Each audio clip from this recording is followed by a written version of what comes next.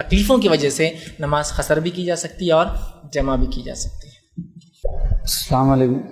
پھر بھی سوال یہ ہے کہ قربانی کے جانوروں میں کیا چیز کھائے اور کیا نہ کھائے، یعنی چند لوگ پریشان ہیں کہ مکروہ کیا ہے اور کیا کیسا ہے۔ بھائی نے بہت اچھا سوال کیا، جانور میں کیا کھایا جائے اور کیا نہ کھایا جائے۔ اس لیے کہ میں نے بھی ایک بار اخبار میں پڑھا تھا 9 چیزیں جانور کی کھانا مکروہ ہے۔ پہلے تو حرام پڑا تھا ایک بار، لیکن تو مکروہ ہے 9۔ اگلے سال آئے تو 7 چیزیں جانور کی کھانا مکروہ ہے۔ اگلے سال آئے تو شاید 3-4 ہو گئی ہوں گی، اب تک کم ہوتی جا رہی ہے فہرست۔ کیا کیا 9 چیزیں کھانا؟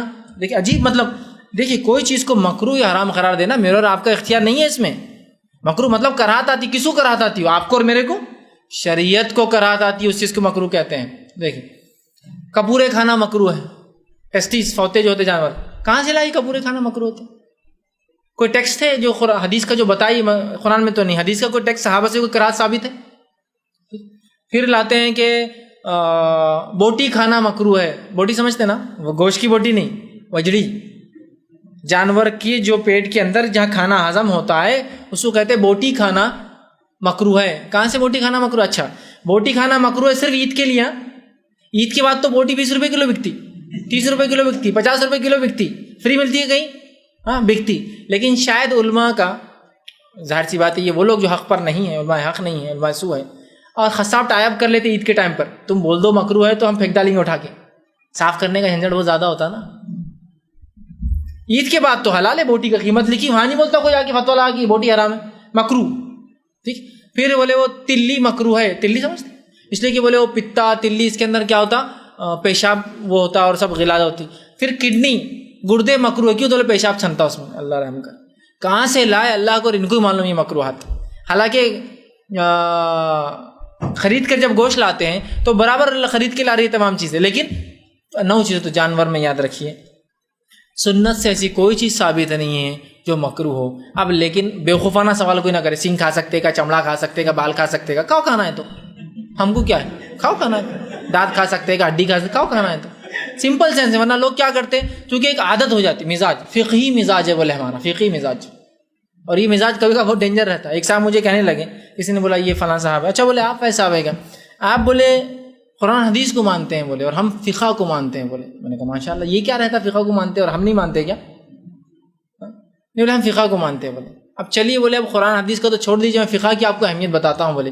اب آپ بتائیے بولے آپ کھانا کھا رہے ہیں بولے، اب یہ فقہ بولتے ہوئے سمجھ میں آتا ہو، بلب جل جاتے میرے ذہن کی، کچھ تو بھی لائیں گا سوال جو پریکٹیکلی نہیں رہتا۔ نوالے کو کتنے بار چابیں گے؟ اب قرآن حدیث کی ماننے والے نے بولے آپ ہم فقہ کو ماننے والے۔ میں نے کہا اچھا کتنے بار چابیں گے؟ آپ مجھے فقہی سوال کر رہے ہیں، تو میں نے کہا میں فقہی جواب دوں گا انشاءاللہ 32 بار، یا جس کو جتنے دانت ہو اتنے بار فقہی جواب ملا۔ 32 دانت ہو 32 بار، یا جس کو جتنے دانت ہیں 28 بار، 22 بار، 10 بار۔ یہ کہاں سے لائے بولے آپ نے؟ میں نے کہا فقہ والا۔ اب میرے کو لگا آپ پوچھ رہے سنت سے تو ایسی کوئی بات ہے ہی نہیں، اب فقہی جواب تو کچھ نہ کچھ دینا ہے آپ کو، تو 32 دانتوں کے اعتبار سے میں نے فقہی جواب دیا۔ عقل بھی ہوتی 32 بار چاہو، یا اس سے جو بھی ہو۔ نہیں بولے یہ تو مذاق میں، پھر آپ بتا دیجیے۔ میرے کو بھی نہیں ہونا، آپ سے پوچھ رہا تھا بولے، پوچھ کے کیا فائدہ؟ یہ کیا ہے؟ لوگ کہتے تھے قرآن حدیث کی آپ بات کریں نا، فقہ بہت ضروری ہے۔ ہم کہاں کہتے فقہ ضروری نہیں ہے؟ ہم کہاں کہتے فقہ ضروری نہیں ہے؟ میں بتائیے آپ کیلا کیسا کھائیں گے، تربوز کیسا کھائیں گے، خربوز کیسا کھائیں گے؟ جیسا اچھا لگتا میں کہتا ہوں ویسا کھائیں گے بسم اللہ بول کر۔ شریعت نے بتایا کہ ہم پھوڑ کے کھائیں گے، کاٹ کے کھائیں گے، رگڑ کے کھائیں گے، پیس کچھ بھی کریں گے ہم۔ شریعت نے جب تک حلال کسی چیز کو قرار دیا اس میں کوئی خبات نہیں تو کوئی بھی عمل کیا جا سکتا ہے نا۔ لیکن خالی آپ کو بحران کرنے کے لیے بہت باریک ہے دین بال سے باریک ہے، تلوار سے تیز ہے، ایسا ہے ویسا ہے کر کے وہ بحران کرتے۔ تو بولے 9 چیزیں مکروہ ہیں، سنت سے یہ سب چیزیں ثابت نہیں ہیں کوئی بھی۔ جو انہوں نے جو خاص بولتے بوٹی، پھر وہ گردہ، پتا، یہ تمام نہیں، باقی تمام چیزیں آپ کو خود عقل ہے۔ جو چیزیں نہیں کھا سکتے آپ وہ کیوں کوئی کھائیں گا؟ کوئی جانور کے دانت کھائیں گا کیا؟ کوئی بھی ہڈیاں کھائیں گا کیا اس کے؟ نہیں، پائے کھا سکتا آدمی جڑ، لیکن ہڈیاں کھائیں گا کیا اس کی؟ کوئی بھی نہیں کھاتا۔ چمڑا کھائیں گا کیا اس کا؟ کوئی بھی نہیں۔ اس کے کھر کھاتے کہ آپ نکالے نہیں، بولنے کی ضرورت ہی نہیں ہے، تو آپ کو فقہ کی ضرورت ہی نہیں ہے۔ جہاں مسائل ہے پیچیدہ، قرآن حدیث میں واضح ٹیکسٹ نہیں تو آپ کریں گے، تو بہرحال لوگ خواہ کرتے ہیں۔ تو ایسا جانور میں جو بھی حصہ مزید نقصان دہ آپ مت کھائیے، باقی تمام آپ کھا سکتے ہیں، یاد رکھیے۔ ایسا کوئی ممانعت ان چیز کی، کپوروں کی خاص طور سے وہ نہیں ہے اور اس کی نہیں۔ اچھا اب یہ جو 9 باتیں لکھتے نا، کبھی ان کو بولنا ایسی مجلس میں بولو یہ 9 باتیں، یہ 9 چیزیں کھانا مکروہ ہے، جہاں عرب بیٹھے ہوئے پورے، وہاں منہ کھلتا گیا ان کا، وہاں نہیں کھولیں گے منہ. ٹھیک, اس لیے کہ بہت ساری بار تو عربوں کے پاس دستر پہ گوشت نہیں ہوتا, یہ سب چیزیں ہوتی ہیں.